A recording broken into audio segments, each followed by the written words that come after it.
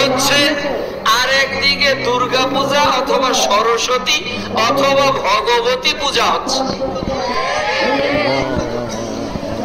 মানে আমি বুঝতেই পারলাম না, আমার মনে হলো যে প্রথমে এটা বাজার, কিন্তু পরে লক্ষ্য করলাম এটা বাজার নয়, খামাখা এগুলো হচ্ছে লোক দেখানো কাজ। খামাখা যে আমরা এত বড় একটা অনুষ্ঠান করেছি, আর যদি কল্যাণকর কিছু করতে হয় এই দোকানগুলো এখন ভেঙে দেখা, বন্ধ করে দেখা, এটা হবে কল্যাণকর।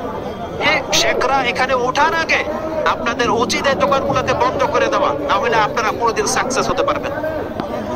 এগুলো ভণ্ডামি ছাড়া কিছু নয়, এগুলো ওয়াজের নামে, এগুলো হচ্ছে মানে একেবারে একটা ফালতু কাজ।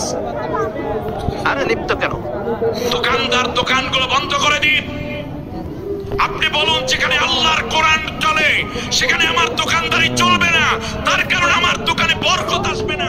দোকানে আপনি কোরআনের ইজ্জতের দিকে তাকিয়ে বাকি সময়গুলো দোকান বন্ধ করে দিন, আপনার দোকানের বরকত দিবেন আল্লাহ তাআলা। আর নাহলে কিয়ামত পর্যন্ত মাল বিক্রি করবে কোনো ধনী হতে পারবে না।